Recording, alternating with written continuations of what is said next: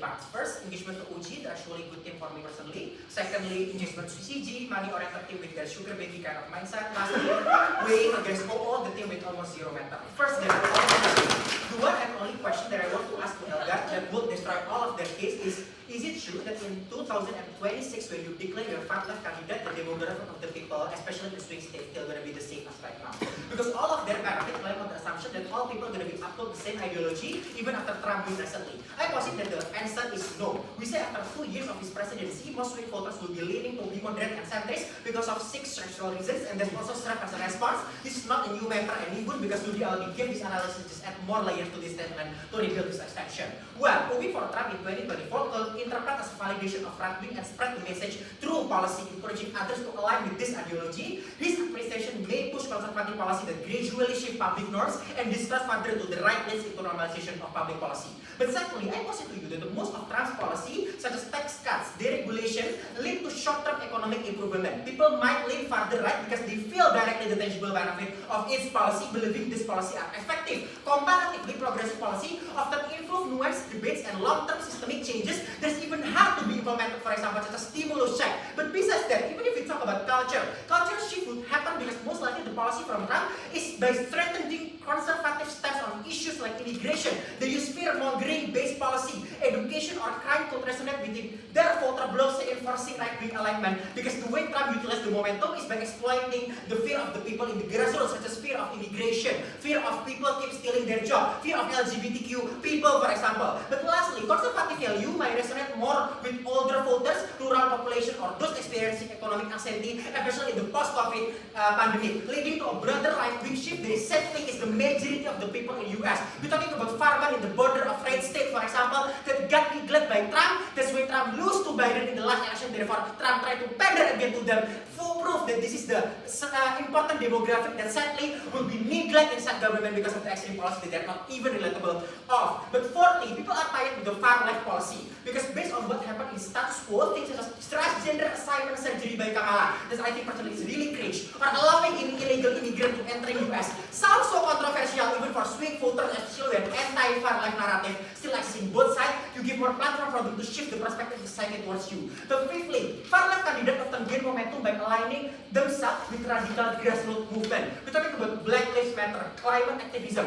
Sure, under our side we still gonna to some extent affiliate with them, but in your side of the house, when you are become a far left, you will constitutionalize them and politicize them in your campaign. Therefore, people less likely to want to engage with that idea. That's why Trump denounced white supremacists in 2020 and more push internally from Republican to denounce Keaton now recently because this is not appealing anymore for people in grassroots. People are tired with extremism in grassroots because it's harmful and costly for them. The fact people have been traumatized by Cambridge Analytica and people have skepticism towards the political party that use them, for example, white mass demonstration or even BLM riots prove that Zuhdi harms is significant. We are not example-based analysis of opening opposition. We give structural reason as to why the inherent ideology is bad. But sixthly, there are a lot of infiltration even from conservative and conservative right now in education field, because the way right now communication shift the overton window is by targeting educated individual, by appear more moderate, for example. That is why recently Trump can even get vote for people that's educated in the college, for example, I'm from lecturer, for example, because this is the way they change and shift the method of their campaign. That is why we as Democrats need to do the same thing, because we want to have the same leverage as them and play in the same field as them. The conclusion of my 6 battle is OG could win if the Democrats announce their candidate right now. That's why my POI matters when Elgar admit that you will most likely announce your candidate in 2027.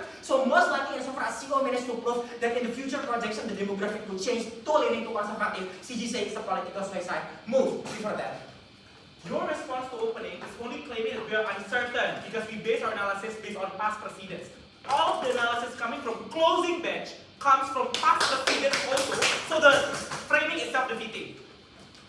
Okay, so the way is the inherent political and policy making that you will exist in your side of the house. We say to you that most likely in the future, because of many examples that you can control, you will get that political suicide mode because people feel less relatable, for example. So in their side of the house is symmetrical in both sides. But second, engagement to CG. For responding to their case about getting more donor, well, there is big skepticism towards stimulus check. The fact that many Americans believe that government run progress is inherently inefficient, wasteful, or really complex, bureaucratic, Criticism keep coming, saying that social program leads to excessive red tape, slow service delivery, and misuse of taxpayer money. That's why people keep making fun of AOC, for example. It proves to you that it's not that relatable like what up closing government say that not everyone is rehab. But second, the inherent policy from Democrat push for stricter environmental standard and a transition to renewable energy, which most likely is not the inherent interest of company because you can impose additional costs on industry like fossil fuel, manufacturing and transportation in which is inherently backlash to the interest of company. So at best it's zero-sum game. Even if you get cheap labor, you get more carbon tax in the rest of the also this is not the interest of the company.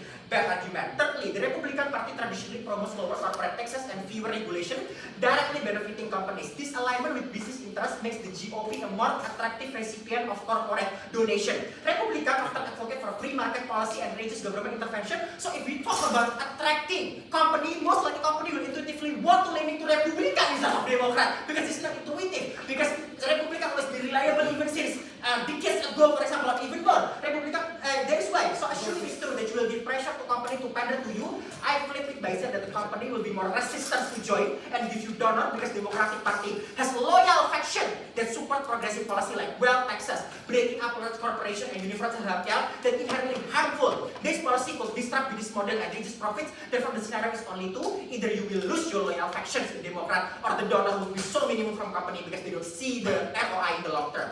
Fourthly, even if they get cheap donor, in the best scenario, the question should be: is it necessary? Are we that poor to begging to corporation? The answer is no, because many alternative exit status quo such as 1.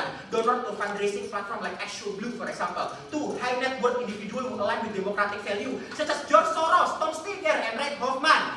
3. PACs and super PACs align with democratic interests such as Primaries USA and Senate majority PACs. Therefore, their benefit is at best marginal. Lastly, they will state that OCG company love far left ideas since they like cheap labor. Company also hate far left idea because it makes them need to pay more taxes. It makes a lot of environmental damage getting prevented. This is not the interest of company, so they don't like that. Lastly, weighing against OO, I think it's simple. All the argument come from OO is example risk analysis. Only analyze why Trump or Kamala is necessarily bad or good. Our analysis rely on the policies inherently regardless of the future candidate. Wait.